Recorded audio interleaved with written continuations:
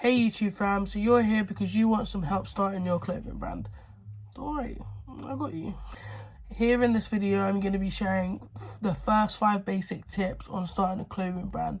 This is purely based off of my experience and my journey from starting Original London in 2020, but I'm pretty sure we can help each other out. Guys, please bear with me as I'm incredibly unwell. I'm not well, okay? So as I'm giving you this free game, my eyes might start to water like it is right now a little bit, or I might go into like a crazy coughing fit, but like, I don't know what I got, but it's got me and it is kicking my ass. Like, I don't know what it is, but I'm just unwell.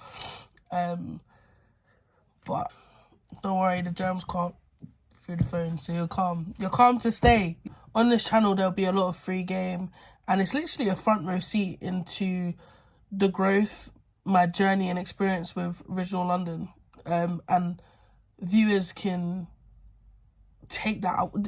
I don't even want to call you guys viewers. I want to build like a community on YouTube where we help each other out and we support each other. It's not easy. A lot of people don't have that support system, especially when they're doing something that, like, I'll be real, that at this point, other than to yourselves, it means nothing to anybody else. There's loads of brands out there. Like, why should we give a shit about yours? Do you know what I mean? But to you, it means something. And it's hard to, it does get to stages where it gets hard to keep going because it's like no one's believing in, no one's believing in your vision. No one's seeing what you see, but it's your responsibility. That's your responsibility to make them see it. Keep going, keep working, keep pushing.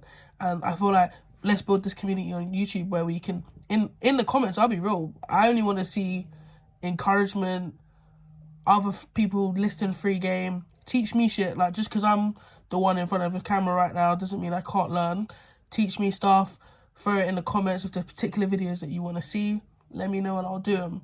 And supporting and encouraging other people, dropping your clothing brands or whatever it, like, well, obviously this channel is predominantly clothing brands, but if you got other businesses as well, like, drop them and like get people to support it. And like that's what I'm trying to, well, that's my aim. It's by the end of the year is to build that on YouTube, on this channel, which I'm quite excited about because I know there's a lot of people who are supportive. There's a lot of people out there that have dreams, and like I feel like everyone can win. Do you know what I mean? Like, as long as you've got that consistency, discipline, perseverance, we're gonna make it. If you want to be a part of growth, go ahead and like this video, comment your brands down below so I can go check them out and show them some love. And if you fuck with the channel, subscribe. Step 1, your brand name. Oh my days. This step is so important, okay? It's so important. This is a part of how you're identified. This is what you're known as. It is so important that you take your time with this. There's absolutely no rush. Yes, the clothing game is oversaturated right now, but humans always need clothes, okay? The game isn't going anywhere. Please make sure you take time when you're creating that name. Come up with a good name, something that has a unique identity to your brand. So that way it resonates with people, it resonates with your customers, it resonates with your community, so they don't forget it. So my advice for anyone that's struggling on the brand name, yes, it's the first step, but take your time on it. And if you are struggling on it, brainstorm with ideas until you find that name that connects with you and you're like, ooh, that's the one. Ooh, that's the one. That's how the name Original London came about. I kid you not, I was upstairs in my room dotting names down on a notepad at like 2 a.m. in the morning, and like I don't even know how it came about. I done the thing with the O, obviously, you know, the initial logo. Done the thing with the O, and I was like, Original London. And then I started saying it, like, could I hear people say it? Original London, Original London. I was like, it sticks, like, and it stuck with me. And like after that, Original London, like I never toyed with anything again. I just connected with Original London so much that I just kept it, and it had its own uniqueness to me as well. So I loved it. So yeah, just brainstorm. That's what I literally done. So brainstorm different ideas. Yes, it might take a while, but you'll know when you find that name. When you find that name, trust me, you'll know. Use the same techniques I did. Say it to yourself. Okay, say it to yourself. It might sound crazy, but say it to yourself. Can you hear other people saying it? When you say it, does it have like a little bit of a ring to it? Do you like the way it sounds when you say it out loud? Like, and say it a few times. Like, don't be shy. This is yours. This is your brand. Like, you've got to be sure. Like, do it. The only things I'd say to really look out for in this stage of creating the brand name is obviously to, once again, take your time with it. Don't rush this stage, and to try and stay away from names like apparel and money and motion. Those names or words attached to a brand name are incredibly they are just overplayed. They're overplayed. It won't really grasp people's attention that much because it's just so overplayed. I would stay away from them, but if you really want them, hey ho, your choice in it, but don't say I didn't warn you. Stage number 2, your logo. Creating your logo, this is your branding, okay? This is just as important as when you're creating your name for your brand, okay? You need to take pride in this stage, as obviously this is how you're recognized and identified. This is what goes on your garms, okay? So when people see this, they're like, oh yeah, that's that brand. That's that logo of that brand. This is how you're identified. So if your logo is not doing what it needs to do, my friend, it's not looking good. It's just not looking good. This is quite a fun stage where you get to be quite creative with the designing, and you let your innovative senses just run free if you're a creative person. If that's the case, or if you just like to try, be creative, I use Adobe and Photoshop, which obviously you have to teach yourself, but you've got loads of tools. Like, there's no excuse. You've got loads of tools. YouTube is very helpful. You just teach yourself and just design, and you'll create something. Or go online. You can go online and you can hire a designer. This is where obviously you need to know the vision of your brand, so that designer can actually create something that is like that resembles your brand and the meaning of it. So you'd need to make sure you understand your brand's meaning, which is why, again, I said take time on the name, so that way that can be developed whilst you're creating the name.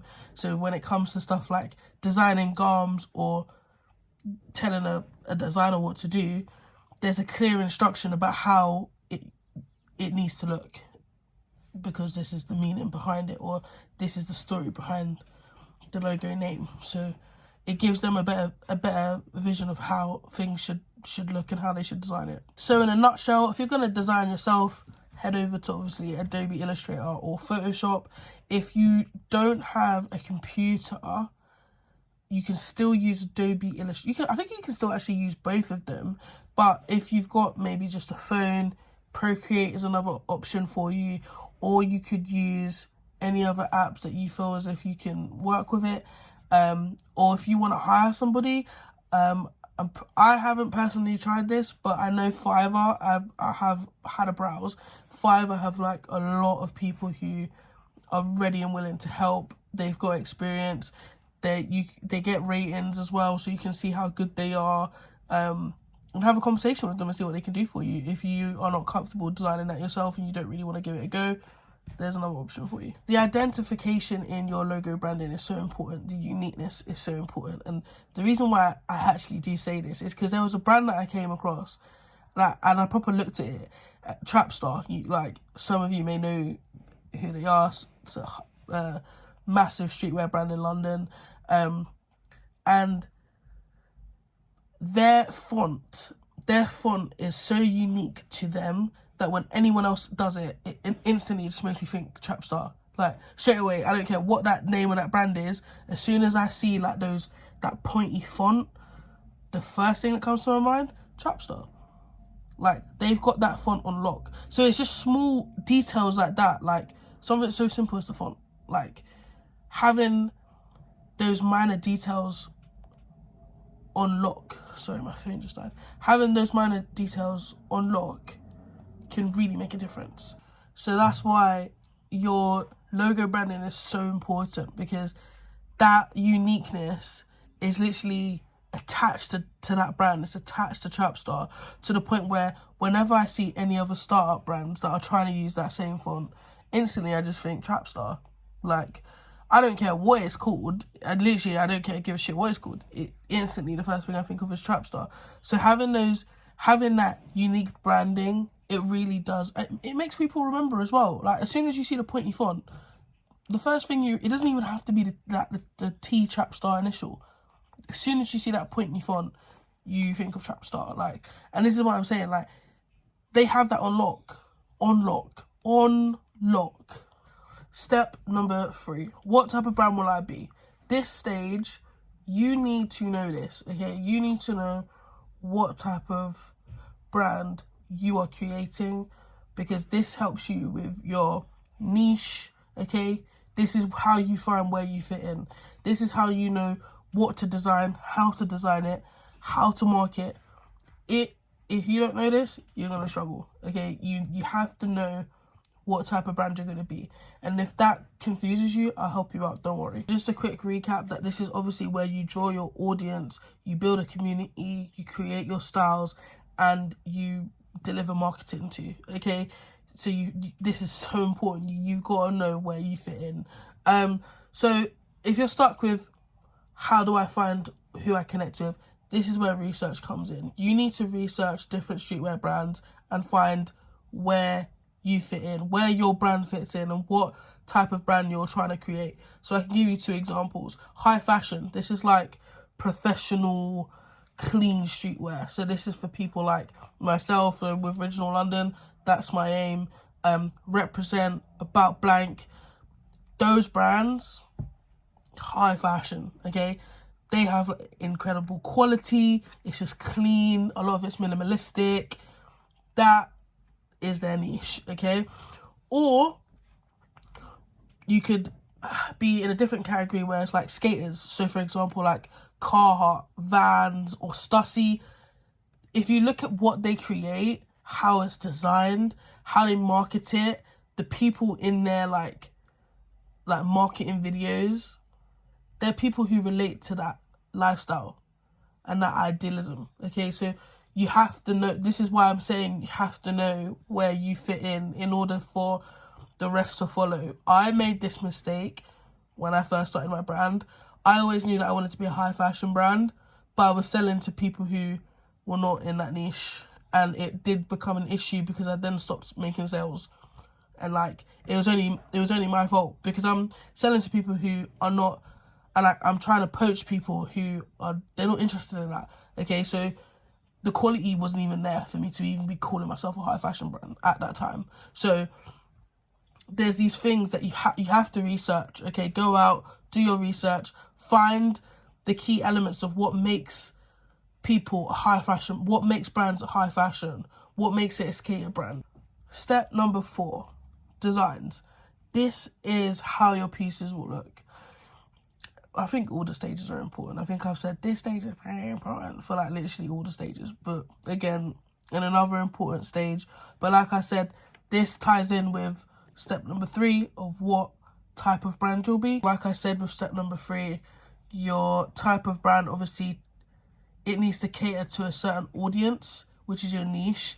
And that's the same with the designs. The designs have to coincide with what type of brand you are. So essentially what you're creating, it has to go hand in hand. It has to make sense, basically, in order for you to really get those sales, and for you to, more importantly, build that fan base or that community with your brand where people want to shop with you, they come to you. And obviously it's your responsibility to do this. So again, research is so important. Remember how I said clothing brand is a journey, and it's a journey for us all. For those that are watching, for those that are thinking about creating it. If you are someone who designing is not your strong point, it is something that you have to get creative with, using again Adobe Illustrator, Photoshop. You can use that to help you design, or you can go online. That's via Instagram or free. What was it called again? The website was called Fiverr. I don't know why I had a mind blank. I had an absolute mind blank. It's called Fiverr. I remember. It's called Fiverr, and I think I mentioned it in step 2 or 3 that you can use Fiverr to get someone to make those designs for you. Or if you've got an iPad, you could use Procreate. The beauty of designing yourself is that it's purely your creativity, and I just feel like having that come to life on a garm, I just think it just makes it that little bit more special. But yes, if you are designing by yourself, go to Google, search hoodie or whatever piece of garm mock-up, and then put the image onto the app that you're using, whether that's Photoshop, Illustrator, Procreate, or whatever it is, and then add your design to it so you can really create a good mock-up, so you can really see what it looks like. And this actually ties into my last and final step. Step 5, my final step, manufacturers. Boy, oh boy, this step, I'm almost certain that a lot of people hate. A lot of people want cheat codes in this stage. Yeah, let's get into the manufacturers. This stage can be very time consuming and costly due to trial and error, but it's a stage, unfortunately, we all have to go through in order to find the best company or factory or manufacturer to make our garms. We're all going through this struggle together. We just all got to affirm it, okay? We just all got to affirm it. I've found the cash loss too, okay? I'm with you on this one. I'm feeling you with it. The best places to look for a manufacturer, I would say, would be for someone starting out, Instagram. Literally in the search bar, just type in clothing manufacturer or t-shirt manufacturer or hoodie or tracksuit manufacturer, and a bunch will come up. Or do you know what? Even a better thing to do is go to either a brand that resonates with your brand or just any clothing brand, and literally just go through their followers. There's loads of them in there, loads, and then from there you can obviously choose who you think. Obviously you'd have to have a conversation with them about what they can do for you, but if they've got good reviews, if they've got quite a lot of followers, if they've got like proof of their work and stuff, that's another thing. In another video I will show you how to handle manufacturers to prevent you from getting scammed. But yeah, like Instagram, there's loads. And another place is Alibaba. Alibaba, again, there's loads. And with Alibaba, the cool thing with that is it shows you how long they've been in the business, how long they've been doing it. So you can actually see, like, this person's more or less know what they're doing. They're verified. And you can message them on there. They do a lot of custom stuff on there as well. Even, like, custom packaging as well. Like, they're all good for that. Alibaba is like really good for stuff like that as well. Guys, I know this process of finding a manufacturer can be long, it's time consuming, it's draining. But unfortunately, we just all got to kind of go through it. Some people do sell their manufacturing list, so that might help you out quite a lot. Use the utensils that I gave you by searching on Instagram, going on other brand pages, Instagrams to find manufacturers in their following list, or use Alibaba. Like, once you find that manufacturer, you'll be fine. They will start coming to you, and literally you'll have so many to choose from and work with. If you find it long, create an automated message that you kind of send to all of the manufacturers, which obviously includes your needs, the type of quality, the quality that you want, the quantity you're after. So it saves you time writing the message again and again and again and again and again. But once you find that manufacturer, guys, you will be fine. Battery's dying on this, so I've got to wrap it up. But I want to say thank you for tuning in. Thank you for supporting me on my first YouTube video. More free game to come. Like, comment, and subscribe. I'll see you in the next video.